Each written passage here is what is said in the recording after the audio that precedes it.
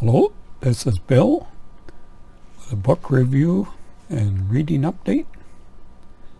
So yesterday I finished reading Poseidon's Wake by Alastair Reynolds. So the trilogy was an excellent read. So it's hard to compare to his Revelation Space series. Was for years all I'd read was Revelation Space books.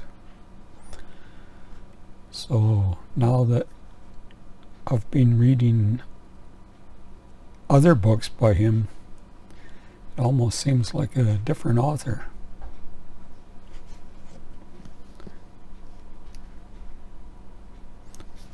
So on back here,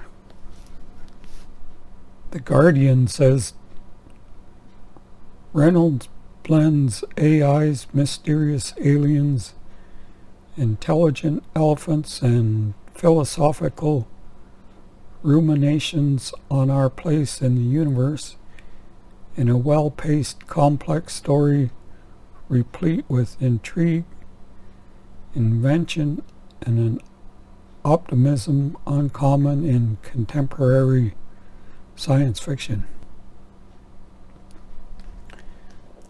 So to read this trilogy, to know how to pronounce the names, it would help if you know Swahili. But since I don't know any Swahili, I have to guess at the pronunciation.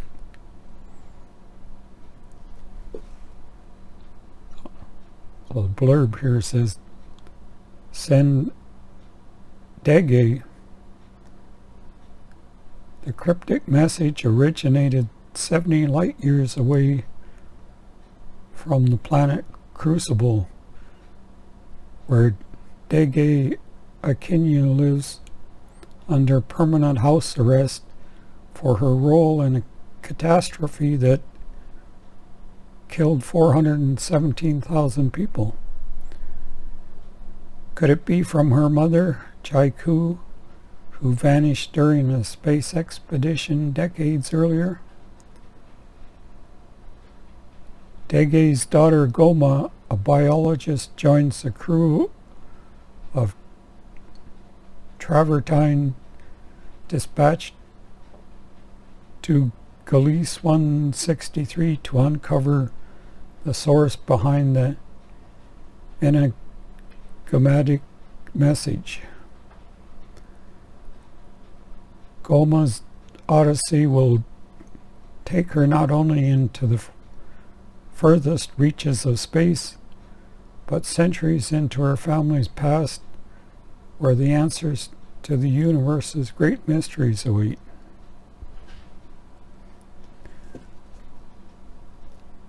So then here's what the science fact and science fiction concatenation has to say.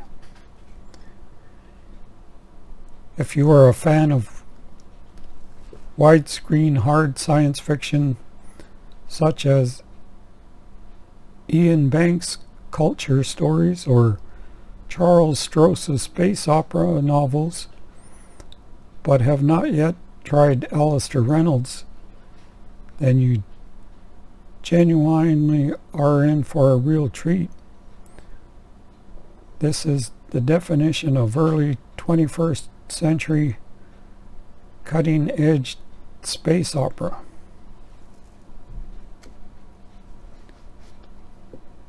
So in my science fiction starter kit, I was suggesting, if you're new to science fiction, that you should start with modern books. But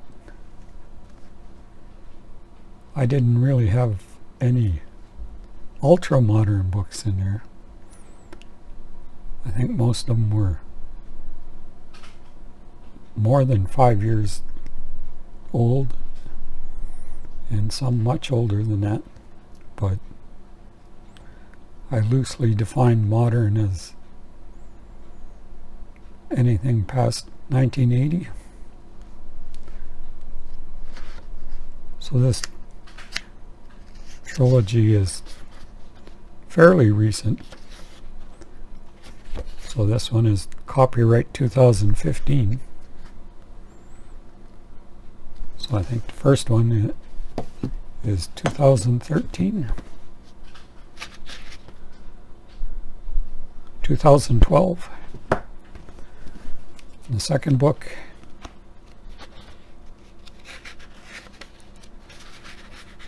is 2013.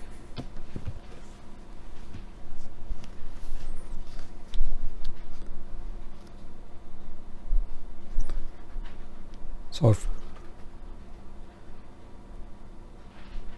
you want to start with modern or more modern science fiction, then this is a good series to start with. If you don't mind a long story with science and technology explanations. So probably not a light read if you're not used to technical reading.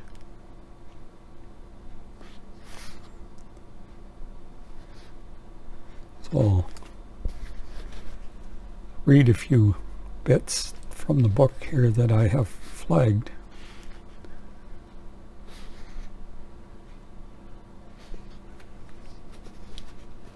So, mystery ship or not, said Carrie Ann, that rock cannot be Zanzibar. The remains of that hollow ship are still orbiting Crucible. End of discussion. Whatever remains you've seen, Eunice answered. They're not the whole thing. A good bit of it ended up here. It wasn't teleported or sent down a wormhole. It came the same way you did, moving through space, through all the points between here and Crucible. It just did it so very, very quickly. Faster than the speed of light, Goma asked. No, that really is impossible, but close to the speed of light. Very close. The survivors didn't report any subjective time interval between being in one system and the next, which means their clocks barely had time to tick.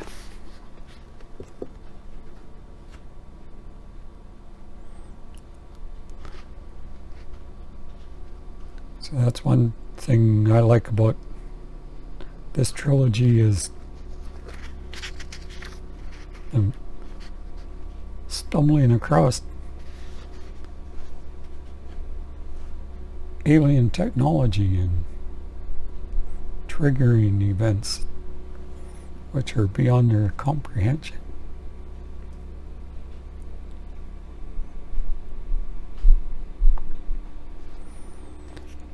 And here's a discussion between a robot and a human.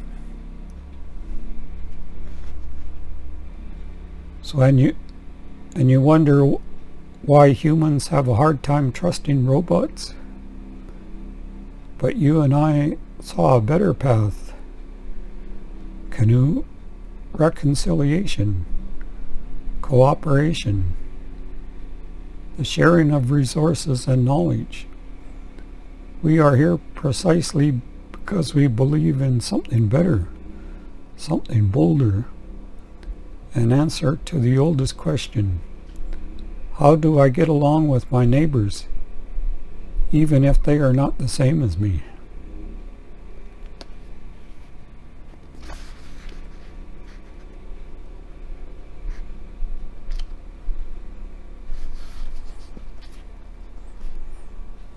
then this last piece is something that Eunice says.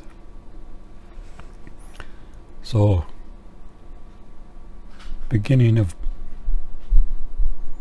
book 1, they have the funeral for Eunice. So you'll have to read the trilogy to find out how Eunice is here 900 years later. Oh, I'm not perfect. Not by a long stretch. I just make the rest of you look bad.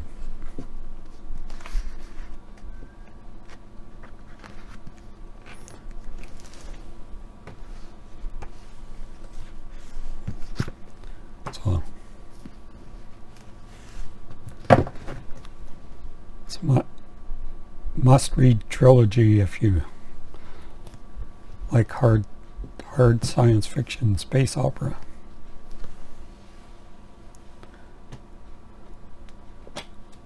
So after I finished that book, then I got started on my first pick for New Worlds November. So for the first week was, the prompt was terrestrial. So my choice was Body Snatchers by Jack Finney. So more than 30% into the book already in one day. So it's a quick, easy to read. It's a large font, so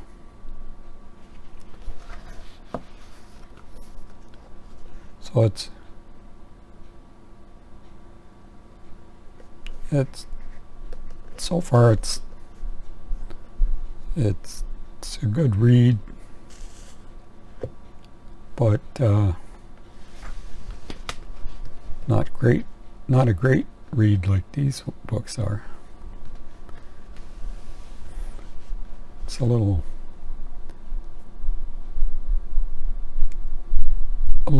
old and more of a horror story than a science fiction story. And it's written first person,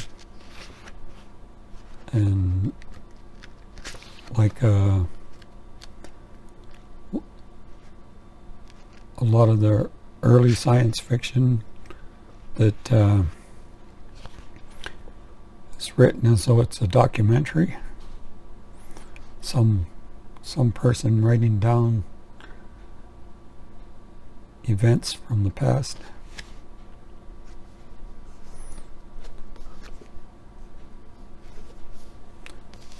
So that's all for this video. See you in the next one.